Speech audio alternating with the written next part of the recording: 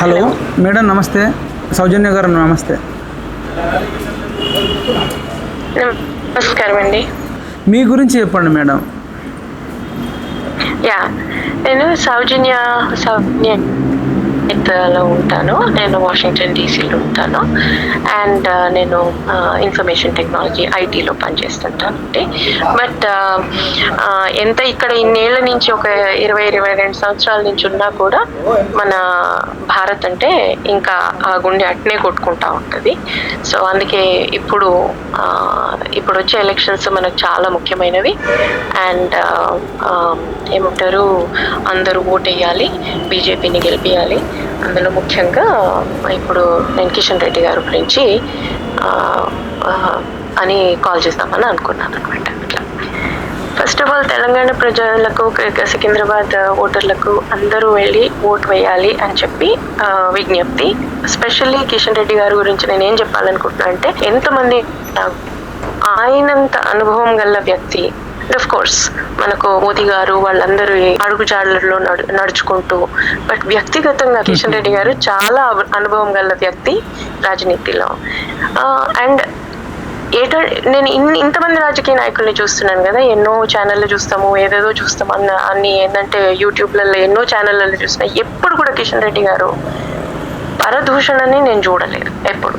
వ్యక్తిగతంగా కూడా నాకు ఆయన వాడే భాషను బట్టి కూడా మనకు అర్థమైపోతుంది మనిషి ఎట్లాంటి.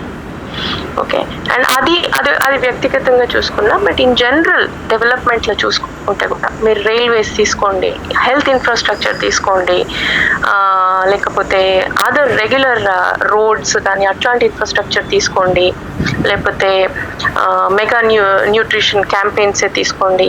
ఎన్నో అంటే నేను ఫాలో అవుతుంటే చూస్తుంటే ఆయనవి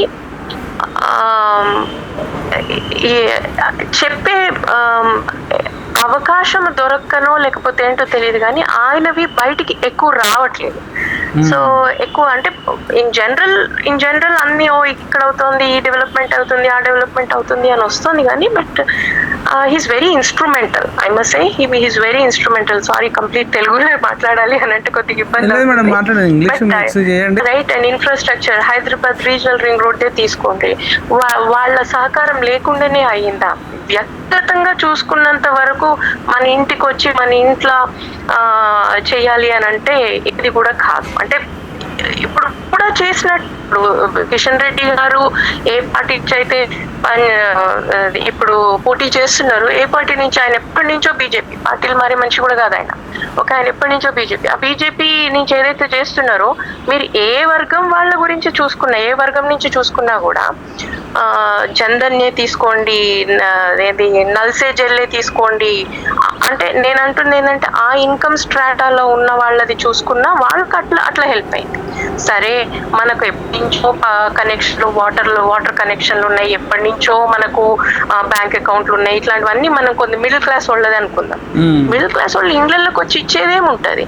ఇన్ఫ్రాస్ట్రక్చర్ ఎంత హెల్ప్ అయ్యే దాన్ని బట్టి ఉంటది. రైట్, ఇన్ఫ్రాస్ట్రక్చర్ ఇప్పుడు మీరు ఏమంటారు, ఇది MMTS లే తీసుకోండి. రైట్, మోడర్నైజేషన్ ఇవన్నీ చాలా ఇంపార్టెంట్ కదా. ప్లాన్ అవుటర్ రింగ్ రోడ్, రైల్దే తీసుకోండి. ఇవన్నిట్లో ఆయన సహకారం లేనిదే అవుతుందా? కాదు కదా. అట్లా అది అండ్ ఇవన్నీ మనం వాడుతున్నాం కదా. గవర్నమెంట్ స్కూల్స్ తీసుకోండి. రైట్, మా NRIs కే తీసుకోండి. NRIs కూడా ఎప్పుడంటే ఏదైనా మాకు ఏదైనా హెల్ప్ అవసరం ఉంది అని మేము కాల్ చేస్తే ఆయన డెఫినెట్లీ నిలబడతాడు. అదొకటి. గవర్నమెంట్ స్కూల్స్ తీసుకోండి, ఎన్నో ఉన్నాయి అట్లా చెప్పుకుంటూ పోతే. అంటే మాకు పర్సన్ లాగా మీరు అన్నారు కదా KBR పార్క్ లా అక్కడ ఇక్కడ ఎవరిని అడిగిండ్రో నాకు తెలియదు. ఆ పర్సన్ కి ఏంటంటారు, ఆయన ఇంట్లో ఆయన ఆమెకు తెలుస్తలేనట్టుంది వాళ్ళకు. ఇదంతా పైనుంచి ఇట్లా వస్తేనే మనం ఇవన్నీ అనుభవిస్తున్నాము అన్న సంగతి తెలుస్తున్నట్టు లేదు. ఏమో ఇవాళ రేపు అంటే కొందరు ఏమంటారు, చాలా మంది ఏమంటారంటే మేము మోడీని చూసి ఓటేస్తాం కానీ కిషన్ అన్నని చూసి కిషన్ అన్న మాకు ఏం చేసిండు అనేది కొందరు అందరూ అన్నారని నేను అనట్లేదు. కొందరు అంటున్నారు, ఆ కొందరు కోసమే మీ సమాధానం. ఎస్పెషల్గా ఎన్ఆర్ఐల కోసం ఏం చేసిండు? ఒక ఎగ్జాంపుల్ మీకు గుర్తున్నది, మీ అనుభవం ఉంది, మీకు తెలిసిన వాళ్ళకి కానీ మీకు కానీ ఎప్పుడన్నా కానీ ఏమన్నా కానీ చేసింది ఉంటే చెప్పగలుగుతారా? అంటే నాకు పర్సనల్లీ కాలేదు ఇది, మీకు తెలిసిన వాళ్ళ దాంట్లో సర్కిల్. ఎట్లా అంటే ఇప్పుడు ఎట్లా అంటే ఒకసారి పాస్పోర్ట్ రిలేటెడ్ ఇది పాస్పోర్ట్ ఆన్లైన్ ఇవన్నీ కాని టైంలో ఇది రైట్. ఇప్పుడు రీసెంట్ గా ఇప్పుడు పాస్పోర్ట్ కేంద్రాలు ఇవన్నీ మనకు ఆన్లైన్ అప్లికేషన్లు అవన్నీ టైం సంగతి చెప్తున్నాను నేను. అప్పుడు ఒకసారి నేమ్ చేంజ్ రిలేటెడ్ ఉంటే ఆయన రీచ్ అవుట్ అయితే ఆయన రైట్ పర్సన్ కి ఇట్లా పోవాలి అని చెప్పేసి వెనకట మనకి I'm talking about 10-15-17 years ago ఇవన్నీ లేకుండే. రీజనల్ పాస్పోర్ట్ సెంటర్లు ఇన్ని పాస్పోర్ట్ కేంద్రాలు లేకుండే. అప్పుడు ఆయన ఏం చేసిండ్రంటే ఇక్కడికి వెళ్తే ఒక డైరెక్షన్ ఇచ్చిండు, ఆయన వచ్చి చేంజ్ చేయరు కదా, ఒక డైరెక్షన్ ఇచ్చిండు, ఆ డైరెక్షన్ పట్టుకొని పోతే మనకు అయిపోయింది పని. సో అట్లాంటిది అదే అది మాకే తెలుస్తుంది, ఆ name change related issues NRI, ఎందుకంటే పాస్పోర్ట్ లేని మనం కంట్రీలు దాటి రాలేము, ఇవన్నీ ఉంటాయి కదా. అండ్ ఇక్కడ పాస్పోర్ట్ ఇక్కడ మ్యాచ్ కావాలి. ఇది నాకు దగ్గరగా ఉన్న ఎగ్జాంపుల్ అన్నమాట. ఓకే. అండ్ మీరు ఇందాక అన్నారు చూసిండ్రా, మోడీని చూసి ఓటేస్తాం కానీ కిషన్ రెడ్డి గారిని చూసి ఓటేయలేము, ఎందుకు వేయాలి అని కొంతమంది అన్నారు అని అన్నారు కదా. మరి మోదీని చూసి ఓటేస్తున్నప్పుడు మోదీ లాంటి వాళ్ళు కిషన్ రెడ్డి గారిని ఉట్టే క్యాండిడేట్ లాగా డిక్లేర్ చేస్తారా? మీరే చెప్పండి, ఉట్టిగా అనిపిస్తారా? అండ్ ఆయన ఎంత వరిష్ఠ నేత, ఎంత అనుభవం గల నేత. సో అనేటోళ్ళు అంటారు. కాదు, మీకు అంటే మీరు కూడా అబ్జర్వ్ చేసారు లేదు, కరోనా కంట్రోల్ కమాండ్ సెంటర్కు ఆయనను 140 కోట్ల జనాభాను కాపాడడానికి కంట్రోల్ కమాండ్ సెంటర్ కరోనా టైంలో దానికి అన్నను కిషన్ అన్నను ఇన్ఛార్జ్కి ఇచ్చిండు. అంటే కరోనా వ్యాక్సిన్ రిలేటెడ్ కావచ్చు, తర్వాత రెమిడిసివిర్ ఇంజెక్షన్ గురించి కావచ్చు, ఆక్సిజన్ ప్లాంట్ల గురించి కావచ్చు, మాస్క్ల గురించి కావచ్చు, టోటల్ ఆపరేటింగ్ అనేది ఆ కమాండ్ అంటే కంట్రోల్ కమాండ్ సెంటర్కు అన్ననే ఇన్ఛార్జ్ చేసి ఇంతమంది దేశాన్ని ఇంత సుభిక్షంగా ఉంచింది అన్ననే. కానీ అది ఇప్పుడు కేటీఆర్ అనే వ్యక్తి కురుకురే ఇచ్చిండు, కురుకురే రెడ్డి అంటున్నాడు. ఇంకా ఏం చెప్తారు? అనేటోళ్ళు అంటూనే ఉంటాడు. మనం చెప్పే బాధ్యత మీది.